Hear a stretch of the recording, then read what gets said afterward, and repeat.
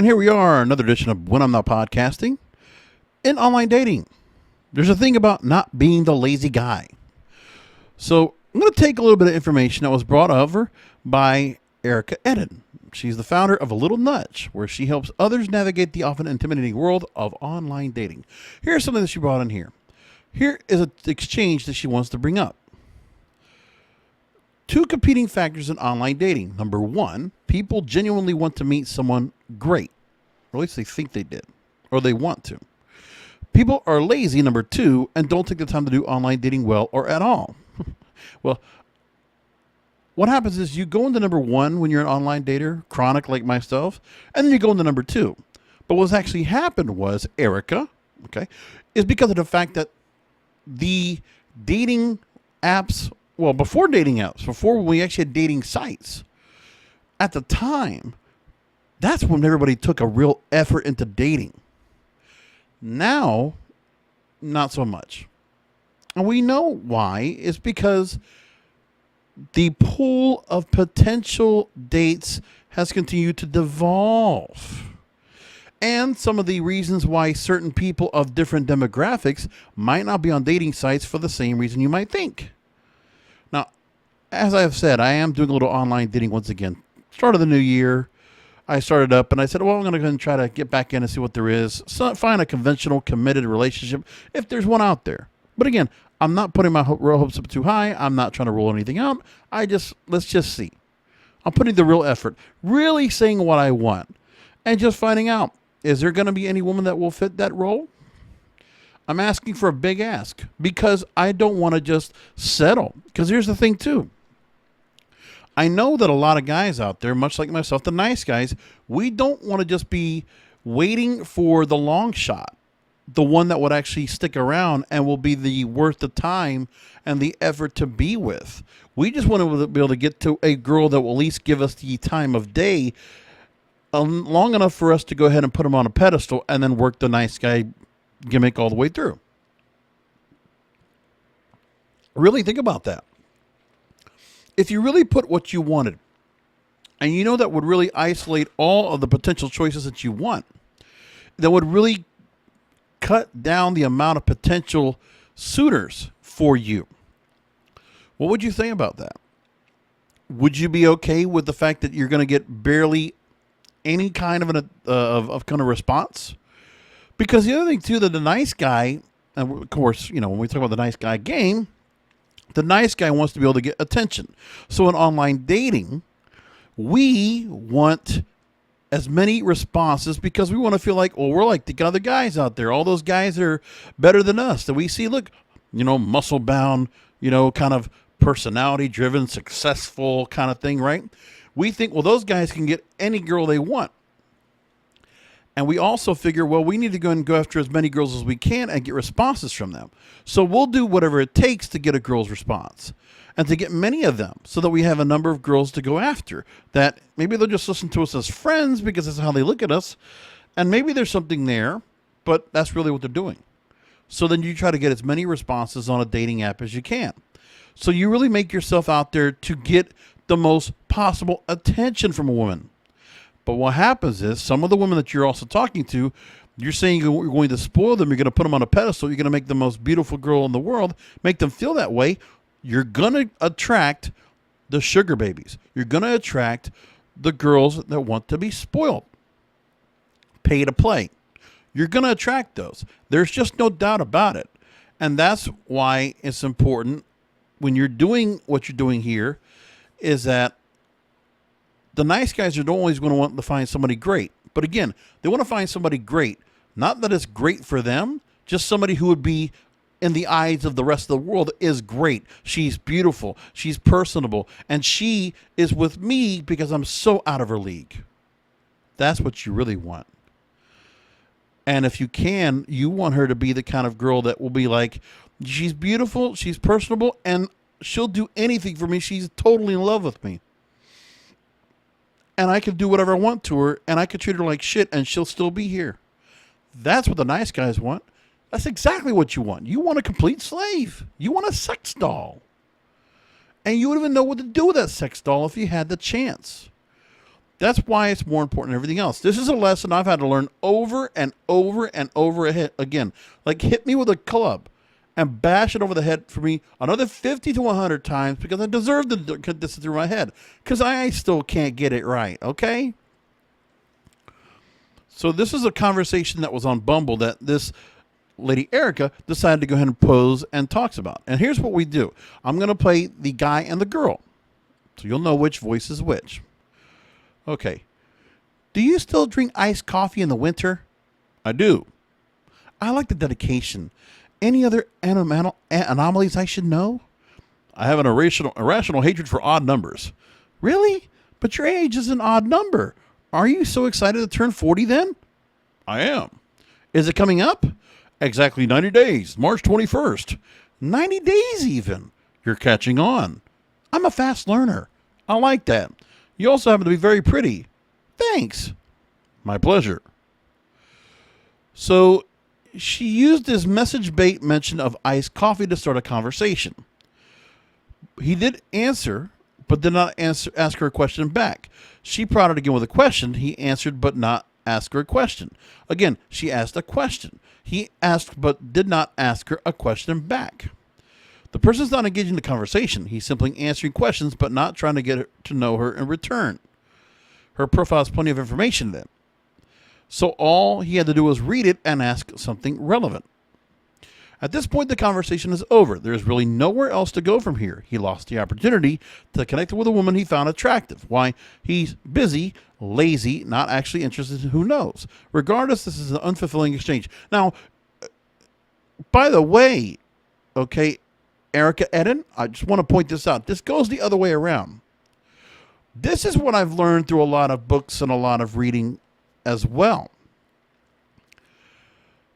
The one thing that's happening with the guy is it's not where we want to have 20 questions. The truth is, in the dating game, we shouldn't want to ask 20 questions. And I'll tell you this as well. I do the ask 20 questions thing, but I've learned I need to stop asking questions because we don't want to be asked, feel like we're getting interrogated. The idea is that we want to be able to go ahead and kind of plot ahead what the person might talk about. And then based on what we know about them and go for, but my thing is I'm an analyst. I analyze. And I even tell girls now when I'm talking to them at the moment, I'm not looking to find out favorite colors, favorite, TV shows, favorite movies. I'm not looking to do that. We'll get to that once we actually meet up. I just want to find out if the girl clicks. And I want to find out if she has the same kind of beliefs and feelings that I do. That's what I'm really trying to figure out now. I just want to find out, are we going to be in a lockstep together? And then we find out if we actually like each other. And again, not putting sex in front.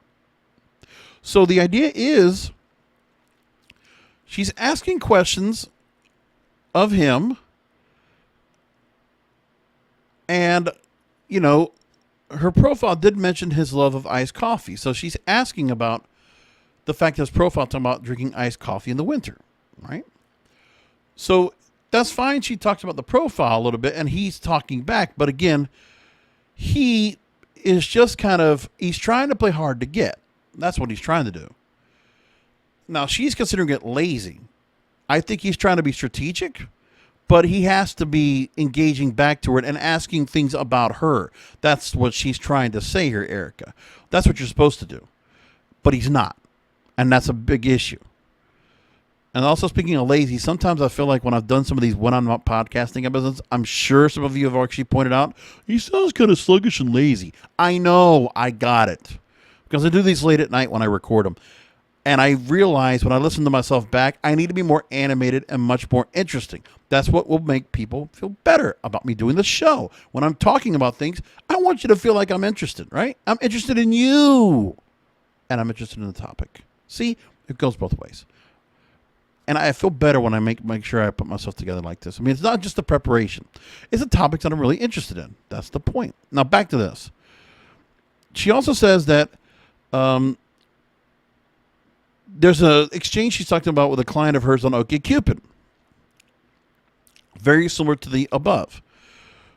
Now, they were equally contributing until the other person stopped replying. Ghosting ignoring someone, forgetting whatever you want to call it. It's unkind. Got it. Okay, I can't tell you how many times it's a common thing. Let's just be honest here. Texting now or just taking messages off of OkCupid or Bumble or Hinge. I can't tell you how many different girls I'm talking to now that I just made like a message about, and it takes like 4 or 5 minutes to get an answer or to get some kind of response back. But my point is, it's kind of funny like that because I think it's the game that's being played that, we can't play, we got to play hard to get. So we just can't answer questions back and forth, back and forth, back and forth. You have to like feel like, okay, this person's still hanging on. They're still interested in me. So that's what happens. And I can't tell you how many times I have somebody that'll reach out to me, take 4 or 5 days, maybe even a week to get back to me. But it's funny. Some people actually do that. They will wait weeks, sometimes even a month to get back to you for a text. And that's what happens. It's coming more common than ever. And I don't even know how people remember to go back to a message and say, oh, you know what? I got to go back and do that. And some people just like, they're playing games on their phone. They're doing other stuff. They're working on school. They're studying, whatever. Or they're working, whatever it might be. But ghosting is a common thing. And guys, if you're out there, get used to it. Because again, you just need to keep playing the field. You need to go and keep going after introductions. But what I don't want to do, more importantly, ladies and guys, I'm sure you feel the same way. We don't want to ask the same questions over and over again and have to say the same answers. Because that's what always messed me up with dating and going on first dates in the first place. I'd have to keep telling myself, I run a new media company that does online radio, podcasting, trade shows, and parties. It's ingrained in my brain now. I say it all the time. When I'm driving for Uber, people ask, what do you do for a living? That's what I say. I manage a new media company that does online radio, podcasting, trade shows, and parties. Hey, that's great. I don't know. So tell me about that. And I got to find some spiel, some other way around to go and talk about it. It's just what we do. So while both examples are men being lazy or non-responsive, by the way, it goes both ways. Thank you for saying that, Erica. Clients of all genders and orientations complain about the same issue, people just not trying. If you're going to take the time to do anything in life, why not give it your all? It's a way to then say, I tried it online dating that worked for me. They're afraid of rejection, so they don't even get that far. They're afraid of success because they think they can't handle a relationship. They do it for an ego boost just to see who would be interested. They do it because they're lonely or bored. Well, I fit a couple of those categories. I'm sure some of you do too. Any or all these reasons might be the case, but regardless of what it is, remember there's a real person at the end of the other conversation who generally wants to meet a partner. I'm not usually someone to advise an all or nothing strategy for anything in life, but when it comes to online dating, if you're going to go in, go all in, which is very much a poker phrase. By the way, I'll go ahead and promote the fact that she's the founder of A Little Nudge I talked about, and you can also join her newsletter for updates and tips. I just put it out there so she doesn't feel like I'm just copying her stuff. Anyway, don't be lazy. If you're going to commit to it, nice guys, you want to learn how to go ahead and, really cut down that amount of kind of stuff going on. What you do is you make it a harder field of preferences that you have. Ask for exactly what you want. If you really want to be the nice guy and pick exactly what you want, then you need to go ahead and quit trying to go ahead and broadening the search, casting a wider net. You got to cast it narrow. And in online dating, you actually should be casting it narrow. You should be going for exactly what you want, what you like. Be selfish. Be a little selfish, huh? Be what you want. Get what you want. That's the whole point, right? Because you just don't want to just compromise. You want to compromise after you found somebody that fits checks so many boxes of what you're looking for. That this person has so much of what you're looking for, then you compromise. But you don't find somebody that's halfway interesting or just because she's pretty, and then you compromise everything about yourself because you feel like you can't get any other girl prettier than that. That's not the point. We're going to leave it there. I'll talk to you next time.